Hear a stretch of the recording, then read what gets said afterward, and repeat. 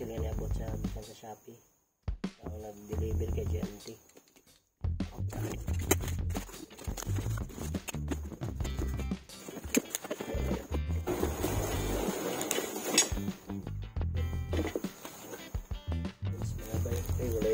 Yan nabibisan ko ng mga bumuhay ka sa garap na makandriyo, matakta digit sa itsa. So yan ang ibutangan good sa item mga bayo itong ipagawas. Nakita na ito, nakita na ni seller ko basta ang isyo so product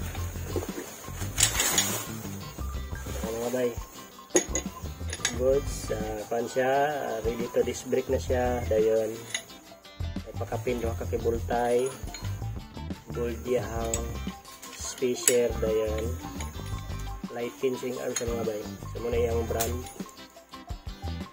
lighting swing arm din, plasto ni siya mga bay ha, plasto ni siya swing arm. Wala lang sa rubber damper dire pero naman tayo sa original maro to di balog taon. Ina sa ibang dream mga bay, dream sa tubig niya. Kasi sa ilalom na gihapon. Hindi lang ka siya full lighting. Pang kamo na to, pang padaadlaw na to gamiton. So wala na akong gikan to full lighting gid mga. Hindi na din siya pakapin mga bayong silver gid sa bolt. Sa rear shock lang. So plasto, sok doon na to dito sa mga bay. So tinuod mga plasto ni siya. Face na. Para mga bahay mo na itong stock so sa Korea Doji. Ito siya ipakita ko sa taas. Para mga bahay ang sukod dito. Pakita ko ulit. Mga bahay 1 feet 16 nasa 19 18 sa mga bahay sa stock ha. So dito sa lighting nasa sa mga 19.5 very good siya din. Ang nadungag kay 1, 2 plus 2 good siya mga bayang nadungag 2.5 ang nadungag so plus 2 so plus 2 tong Jordan mga bay plus 3 man tato pero ang problema mahal kayong plus 3 so muna yung brand Aeromotive Auto Rise. Dari mga bay, dili natin maglibog sa adjuster niya kay ano na siya guide. So makita na nato kung asa dapat ito ngod. Pero di ko sure kung magabali lagi din. Wala din. And kini ang tumoy niya nakaalin na siya mga bay. Nakaalin tas golden yung taklob mga bay. Nindot ang iyan design mga bay, yang dire. Nindot pagka design so goods niya sealer mga bay. So yung name sa sealer mga bay hindi ko na memorize yan ako lang i-post sa kilid. So, salamat sa sealer nga itong yardira ng mga bay. So thank you sa iyang effort sa pagputos ani. So goods kayo. So thank you. So ito lang yung ikabit mga bay. Mana siya bushing ha.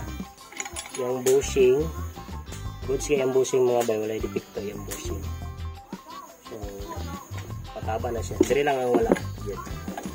So kana lang atong ma-share sa silver ang atong pili na color. Natanggal na nato ato ang stock swing arm mga bay so tanawa ninyo muna i-plaster niya so kung atong kadina ang ato ang chain cab ang tawag ng mga bay sa guma sa iyahang kadena so ator nang ibalik sukod man pud siya sa atong plasto swing arm so ang atong himuon ang atong axle dito sa swing arm butahan to grasa gamay para na goods pagsulod mga bay so ato nang ibutang atong swing arm nga plasto.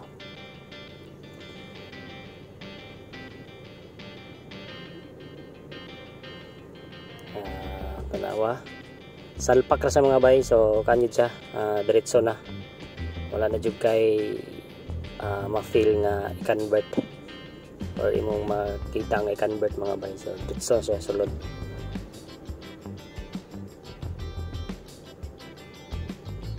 ato ng hugtan. So timing mga bay. So apan ako nagipay na lubugot para nga maka-plaster po ko adjust dire sa pagtaod sa tong rear shock. So dapat ang rear shock mga bay idungan nato na siya og sulod. So tanggalon sa nato ang yang nut ay ang bolt. Tanggalon sa nato yung bolt. So kana mo na ato nang idungan o pasulod para sure ball. Inay salpak kagid sa mga bay. So agid siya makita ni mga sabod. Diretso ra gid sa diretso. Kanindot kay ang gipataban sa to nga bolt mga bay silver gyapon. Riya gyapon sa color sa tong swing arm. So nindot.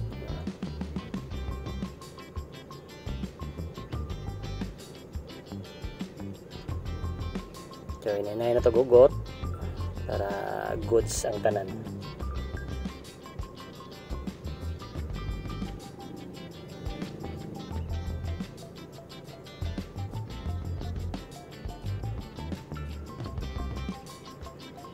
So okay na. So atong adjuster gold nindot kaya mga bay. So sa ato ang caliper nasa gamay nga conversion mga bay. Ito lang gisandira ng tawranan sa caliper mga bay. So ako nang i-explain niya pag ano to pagtaod. So ito yung taod ang atong seat sa sprocket o gato ang hub o gatong disc brake. So ang atong axle na mga bay hing axle atong gamit. Ang stock ka ng axle mga bay, hindi ko sure kung maabot ba siya sa plus 2 nga medyo baga naman ko ng plus 2 mga bay. Ang hing sakto ra gid siya.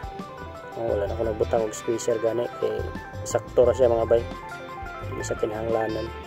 So nalimtan ako tong spacer nga nipis niya na. Ang katong gibutang sa stock swing arm mo na kabay kung gibutang ang spacer katong baga. So ato nang ninay kugot. So naunta na nato. Good, so isabod mga bay. So kung mapalit mo swing arm nga pang Raider G, Wave 125 or XRM 125 salpak ra na sa tuwa mga bay. So wala na gani ko hilabtan dia. Sulod na gid siya oh. 3 wheel kay siya mga bay. 3 wheel kaayo, wagay sabod.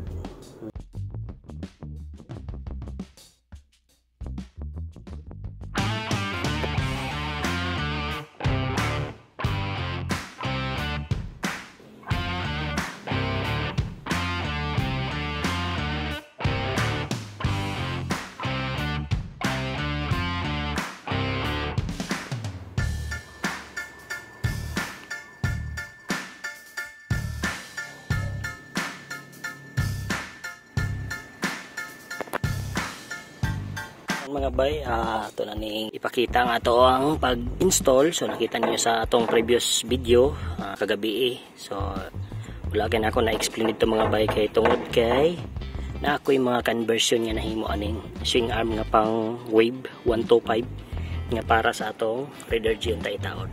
Sa diri mga bay, diri ang side plug and play ra siya sa Raider G na to. Diri pod nga side plug and play ra gyapon sa atong Raider G. Ang gitabasan lang nato mga bay kining kaptan sa caliper. Na picture dia mga bayo. So muna yung picture sa gitaptan sa caliper gitabasan nato kani kita ninyo raw kana mga bay. So muna ang gitabasan. Dayon ang caliper ato po dayong gi sibog mga bay.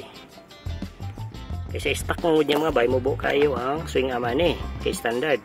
Karon nga nagplasto siya, mabangga man ni kung dili siya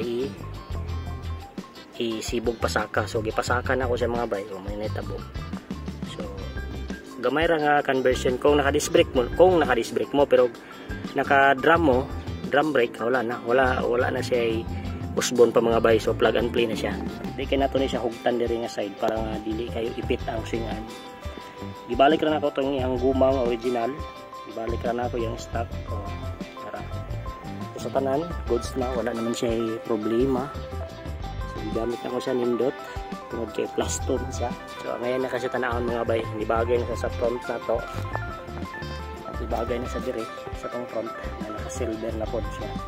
Salamat sa sealer nga akong garderan ani. So muna yung brand. So bratuhon ron ni siya nga swing arm 1,650 ang price ani nga swing arm. So balik din ko sprocket niya 15 ang engine mga bay. Ibalik na ko ang gitester na ako tong 14. Alanganin man ang 14. So 34 kaya po nang atras. Sa kana lang akong ma-share sa ato ang vlog karon.